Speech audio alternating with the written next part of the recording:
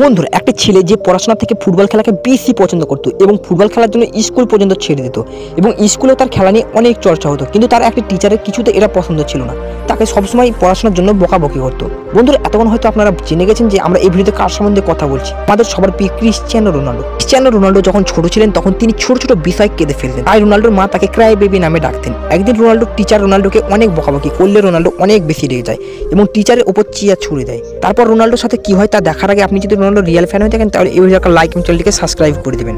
যার ফলে রোনাল্ডোকে স্কুল থেকে বের করে দেওয়া হয়। এর সঙ্গে স্কুল টিচারটি রোনাল্ডোকে বলে তুমি কখনোই ভালো খেলোয়াড় হতে পারবে না। রোনাল্ডোর টিচারের কথাটি শুনে ফুটবল খেলা নিয়ে অনেক পরিশ্রম করতে থাকে এবং আজ ক্রিশ্চিয়ানো রোনাল্ডো শুধু ফুটবল খেলোয়াড় নয়, তিনি আজ আমাদের কাছে নাম্বার 1 ফুটবল খেলোয়াড় হিসেবে পরিচিত।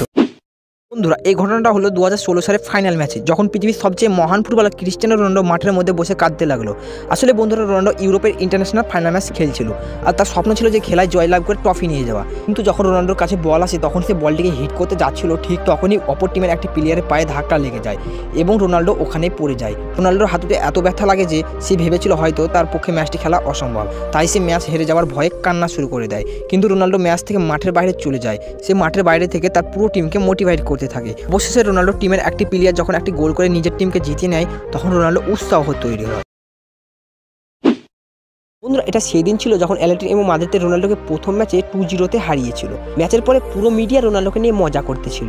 ম্যাচের পরে মিডিয়া যখন রোনাল্ডোকে প্রশ্ন করে তখন রোনাল্ডো বলে আমি তো এখনো পর্যন্ত 5টি চ্যাম্পিয়ন লিগ জিতেছি আর সামনের টিম 0। কিন্তু অ্যাটলেটিক ফ্যানরা রোনাল্ডোকে নিয়ে জমিয়ে মজা করতেছিল, বলতেছিল কে এই রোনাল্ডো, যাও বাড়ি গিয়ে ঘুমিয়ে পড়ো। বন্ধুরা রোনাল্ডো রাগ হয়ে তারপরে যেটা করে, যেটা দেখে আপনিও অবাক হয়ে যাবেন। তো চলুন আমি আপনাদের বলছি, কিন্তু তার আগে আপনি যদি রোনাল্ডো রিয়েল ফ্যান হয়ে থাকেন তাহলে ভিডিওটা লাইক এবং চ্যানেলকে সাবস্ক্রাইব করে যাবেন। তো বন্ধু তারপরে নেক্সট ম্যাচে অ্যাটলেটিক ফ্যানরা জিতে আবারও খুশি হয়ে যায়। কিন্তু এবারে রোনাল্ডো শুধু ম্যাচ জেতার জন্য আসেনি, তাদের মজা দেখাতেও এসেছিল। আর এবারে রোনাল্ডো ধামাকা হেডটিকের সাথে 3-0 দিয়ে ইতিহাস তো গড়ে দেয়, তার সাথে অ্যাটলেটিকের হাসিতে পানিও ঢেলে দেয়। বন্ধুরা আমি যদি আপনাদের বলি ক্রিশ্চিয়ানো রোনাল্ডো যত ভালো ফুটবল খেলেন তেমনি ভালো গানও গাইতে পারেন, তাহলে আপনারা কি বিশ্বাস করবেন? জি হ্যাঁ বন্ধুরা, আজকে আমি আপনাদের রোনাল্ডোর গান গাইতে শোনাবো, তাও আবার প্রফেশনাল স্টুডিওতে। ক্রিশ্চিয়ানো রোনাল্ডো যে কাজটাই করে না জানো পুরো সিদ্ধান্তর সাথে করে। রোনাল্ডো গান ভিডিওতে দেখে বুঝতে পারবেন রোনাল্ডো খেলার সাথে সাথে গান গাইতে অনেক পছন্দ করেন। আর আমি আপনাদের আগে বলে দিই এই গানের ভাষা বুঝতে পারবেন না, কারণ এই গানটি পর্তুগাল ভাষায় গাওয়া একটি গান। Amor mío, eres el ser que amo sin fin, pasión divino, amor mío।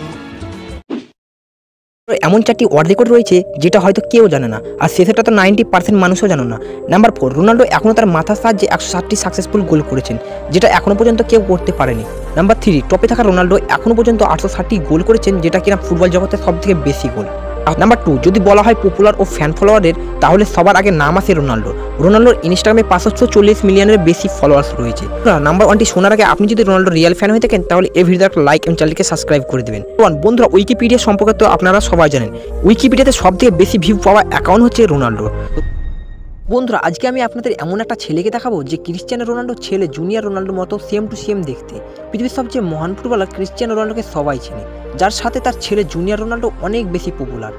Junior Ronaldo তার বাবার মতো ডিসিপ্লিন করে থাকে, কিন্তু এখন আমি যে ছেলেটিকে দেখাতে চলেছি সেই ছেলেটা জুনিয়র রোনাল্ডোর মতো সেম টু সেম দেখতে, আর তার নাম শুনে আপনিও অবাক হয়ে যাবেন। তবে তার আগে আপনি যদি রোনাল্ডো রিয়েল ফ্যান হয়ে থাকেন তাহলে এই ভিডিওটা লাইক এবং চ্যানেলটিকে সাবস্ক্রাইব করে দেবেন। দেখুন বন্ধুরা রোনাল্ডোর এই ছোট ফ্যানটিকে দেখুন, বাচ্চাটা রোনাল্ডোর ছেলে জুনিয়র রোনাল্ডোর মতো অনেকটা দেখতে, বাচ্চাটার চুলগুলো অনেকটা জুনিয়র রোনাল্ডোর মতো। আর একটা মজার কথা হচ্ছে বাচ্চাটার নাম হচ্ছে রিনাল্ডো।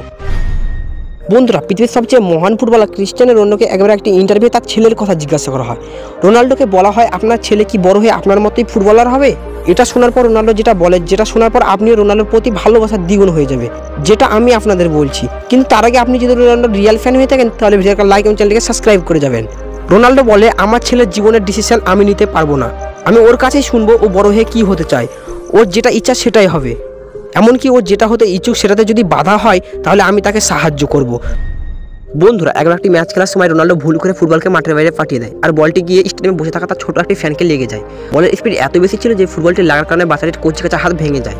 কিন্তু বন্ধুরা বাচ্চাটি রোনাল্ডো একজন সত্যিকারের ফ্যান ছিল, তাই সে ব্যথা নিয়ে পুরো ম্যাচটি দেখে। কিন্তু রোনাল্ডো পরে যেটা করে, যেটা দেখে আপনিও অবাক হয়ে যাবেন। তো চলুন আমি আপনাদের বলে দিই, কিন্তু তার আগে আপনি যদি রোনাল্ডো রিয়েল ফ্যান হয়ে থাকেন তাহলে এই ভিডিওতে একটা লাইক এবং চ্যানেলটিকে সাবস্ক্রাইব করে দেবেন। তো বন্ধুরা রোনাল্ডো ম্যাচের পরে ওই বাচ্চাটিকে হাসপাতালে পাঠিয়ে দেয়, আর পরে তাকে নিজের জার্সি আর তার পুরো টিমের অটোগ্রাফ দিয়ে গিফট করে দেয়, যেটা দেখে এই বাচ্চাটি অনেক ইমোশনাল হয়ে যায়। তো বন্ধুরা, রোনাল্ডো একদিন তার বাবাকে আবদার করে বসে যে তার সব বন্ধুর কাছে বাইক আছে, আমাকে একটা বাইক কিনে দাও। রোনাল্ডোর বাবা এই বায়না শুনে রোনাল্ডোকে বলে আগে গ্র্যাজুয়েশন করো, তারপর কিনে দেবো। রোনাল্ডো গ্র্যাজুয়েশন কমপ্লিট করে তারপর তার বাবাকে বাইকের কথা মনে করিয়ে দিলে তার বাবা তাকে একদিন একটি গিফট বক্স দেয়। রোনাল্ডো ভাবে যে তাতে বুঝি গাড়ির চাবি রয়েছে, কিন্তু গিফট বক্স খুলে দেখে তাতে ডায়েরি রয়েছে। তাই দেখে রোনাল্ডো অনেক রাগ হয় এবং বাড়ি থেকে ছেড়ে চলে যায়। এরপর কি হয় তা জানতে আপনার সুন্দর হাত দিয়ে একটা লাইক এবং চ্যানেলটি সাবস্ক্রাইব করে ফেলুন। অনেকদিন পর খবর পায় তার বাবা মারা গেছে। এটা শুনে সে কষ্ট পায় এবং বাড়ি ফিরে আসে। কয়েকদিন পর সে তার বাবার দেওয়া ডায়েরি খুলে দেখে সে তাদের একটি বাইকে চাবি রয়েছে এবং ডায়েরিতে লেখা ছিল তুমি এই বাইকে চেপে তোমার মুহূর্তগুলি কাটাবে এবং সেগুলিতে ডায়েরিতে লিখে যাবে। তো বন্ধুরা, এটি কোনো সত্য ঘটনা না হলেও এটা থেকে তুমি কী শিখলে কমেন্ট বক্সে জানাও।